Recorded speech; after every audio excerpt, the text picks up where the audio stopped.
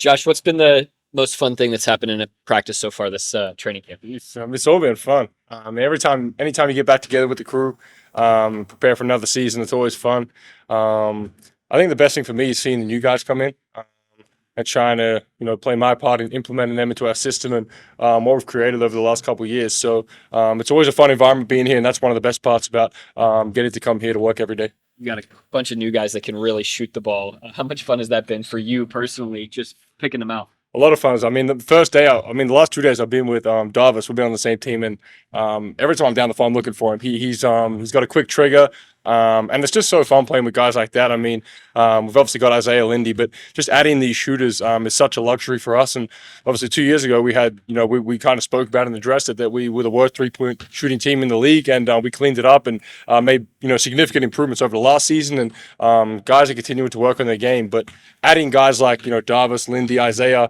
These guys that are, renowned shooters in this league, it's such a benefit for our team, and it's a lot of fun for a pass-first guy like myself to play with those type of guys. Sometimes a guy at Davis's size might be viewed as a kind of a spot up, just stands there. Can you tell me a little bit about the way that he moves off the ball to hunt shots that way? Yeah, that's one of his best assets, I think.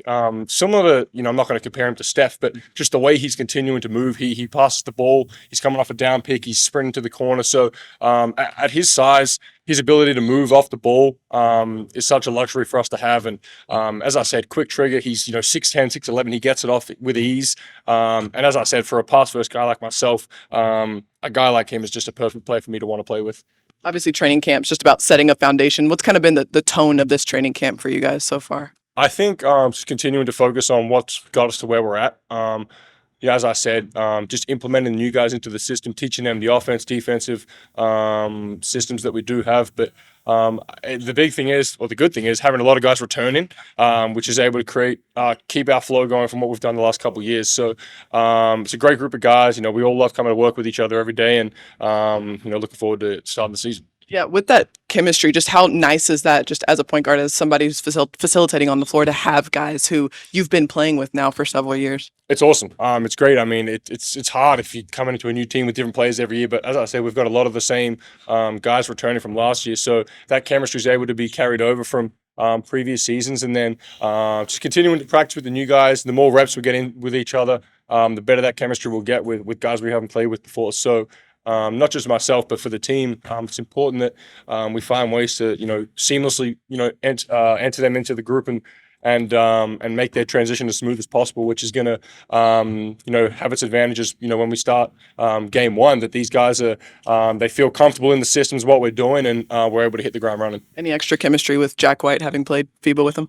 He looks great. It's a lot of fun playing with him. It's a lot of fun having another Aussie in the building and being on the floor with me. But no, we've been good friends for a while now, so it's been a lot of fun playing with him. Coach, Mark was talking the other day about J-Dub coming into the second year, and you've got a year under your belt, but also there's kind of a book on you. Teams have seen you. You just went through that process last year. What is that process of kind of adjusting and realizing they'll throw new things at me, and so I have to be ready for that? Yeah, it's tough because, when you're a rookie, I guess you're new to everybody. The scout changes on you every night, but when you're a second, third, so on year guy, teams know it's not really a surprise anymore what you do. Teams know how to scout for you.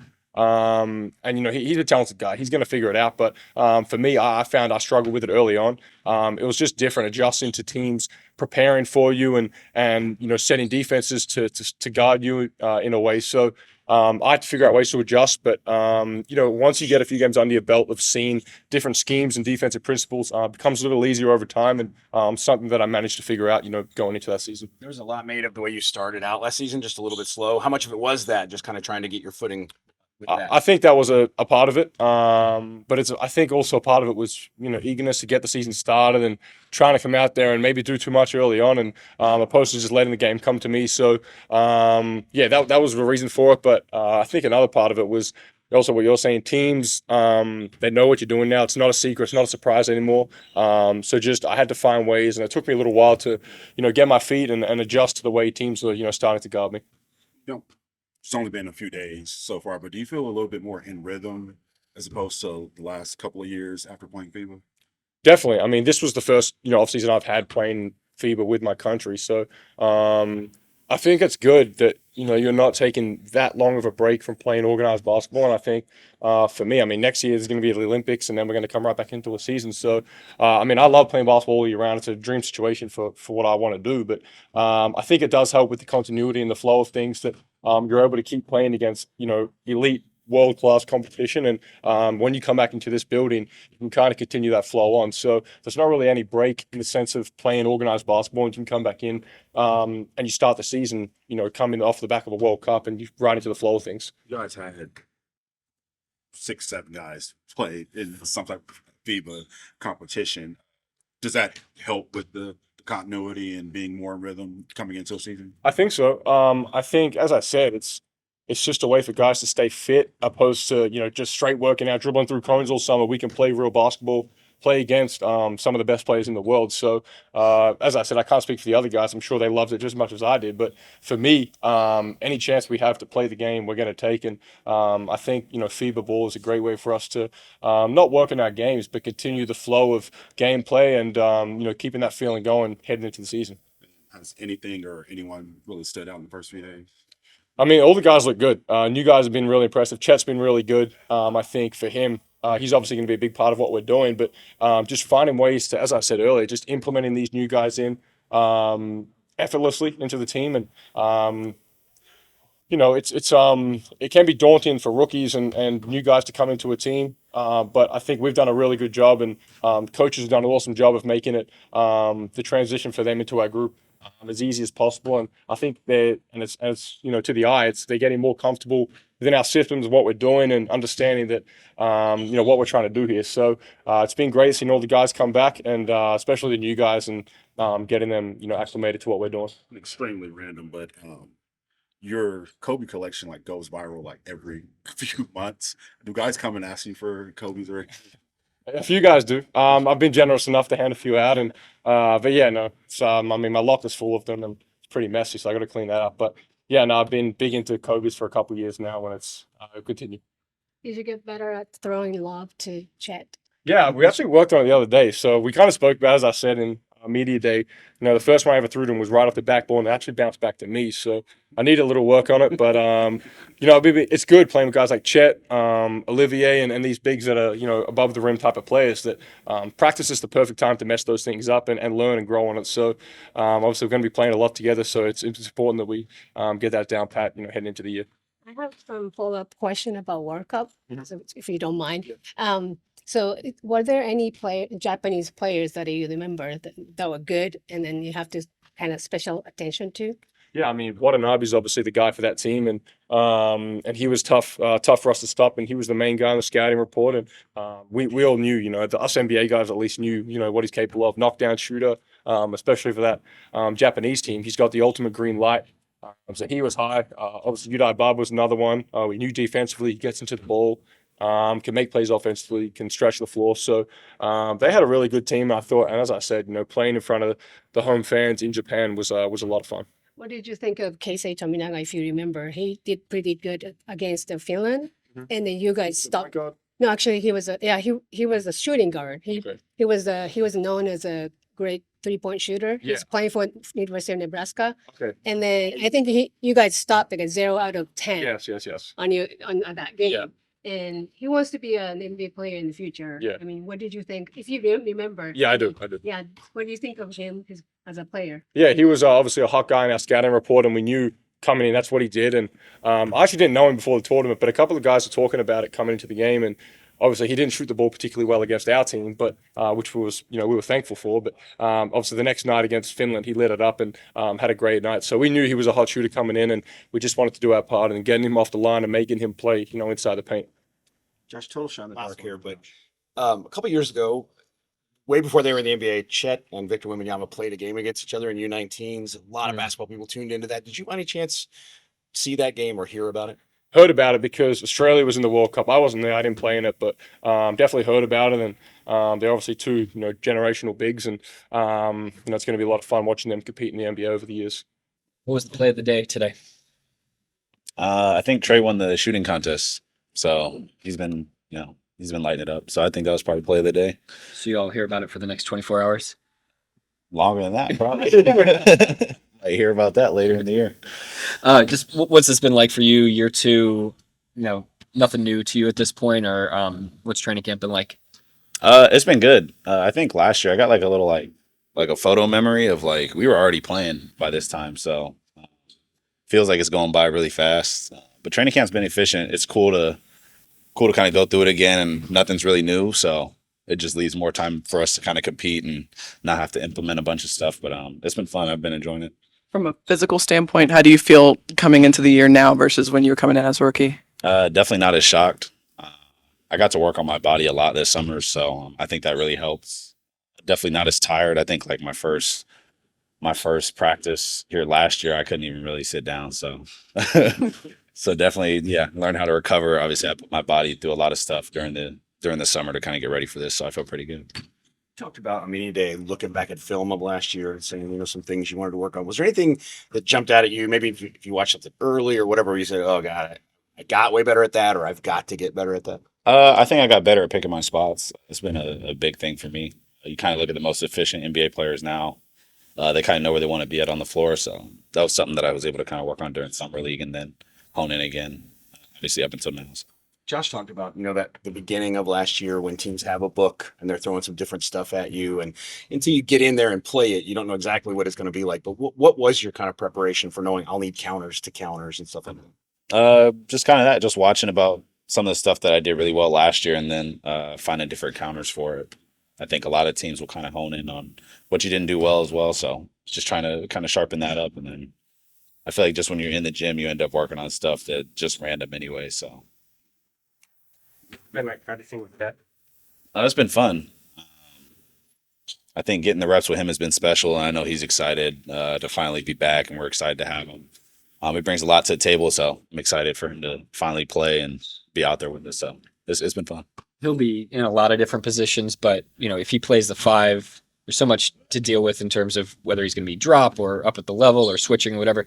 How are you guys kind of helping him with that decision making and executing defensively what you need to do on each possession at that spot? I think when you have really good players, you just kind of let them figure it out, and kind of, obviously having the preseason reps definitely helps us, in that regard. And, he's a really good player, so he'll figure it out fast. And we just put him in as many of those spots as possible and kind of see what works. And, like I said, when you're really good, you can just kind of plug in wherever. And he's been able to do that during training camp. But he's obviously still trying to find his way in regards to that. And there's no time period on that at all. So, but it's been fun to watch him kind of go through, because it's like he does a lot of good things offensively and defensively. So Last year was a little bit more hectic for you coming in, so I don't know how much work you got to actually put in before training camp. But this summer it looked like you got to put in a little bit more work, especially being with the select team. Yeah. You feel a little bit more comfortable, a little bit more in rhythm coming in this year? I think when you have a year under your belt, you just feel more confident. You know what to expect coming into training camp and kind of what's to be expected of you going into the season. And then, like I said, just being able to, like you said, work out and kind of work on my body and go through all this stuff during the summer. I just felt like I had more time to do a lot. And so I've just been kind of able to work out and get better. Lou said you're the real Mr. Adidas. Is that true? Lou's Mr. Adidas, we can go in our lockers and compare. But it's just a little funny joke we got going on. When it came to the weight room during the off season, did you have any kind of intentional focus outside of just getting stronger and adding strength? I think just longevity, learning how to take care of my body. Kind of work through a lot of like different like muscle tissue groups and stuff like that. And I think the biggest thing is just getting stronger. When I'm playing, the 4 or the 5 or kind of whatever I'm plugged in, just got to be able to guard bigger guys. So a lot of that was kind of predicated towards that. Just with practices in general, we know you put in a lot of different positions and roles. Is that still consistent this season so far? Yeah. Yeah. No, but it's fun. I've learned, it keeps you on the court. So I'm welcoming any kind of position switch. You talk about maybe not being able to sit down after the first practice or whatever. Did you learn, like, after your first couple of NBA games, the next day, did you feel a lot different than you had felt the day after a college game? Oh, for sure. For sure. And then definitely carried over towards the end of the season. You probably go through play like 30 college games. So play about almost 3 seasons worth of college. But after the first game, I was like, it's gonna be a long season. But it was fun. Shooting practice, like you guys are divided to the group, and then you play practice with Lou. And what was the focus in your group? It's just like random groups. Like there would be like a shooting group down there that does the game every day, which is what Trey will talk about for next week. And then like Shay's working out right now. It's just kind of random. Like usually, whoever hovers at a basket, and then we end up just getting shots. This is kind of the part of the season where it's a little touchy to kind of work out super hard just because we're about to get into the thick of the season. But yeah, just worked on catch and shooting and kind of just getting shots up. You're not gonna go to the shooting, like a 3-point shooting? No, I'm not gonna play the game. That's for them. I'm pretty sure there's money on the line sometimes. I stay out of those. Yeah. As far as preseason games go, is there any added juice to Monday being at home and Chet's debut and playing Victor? I think it'll just be fun to finally play, and I'm really excited for Chet.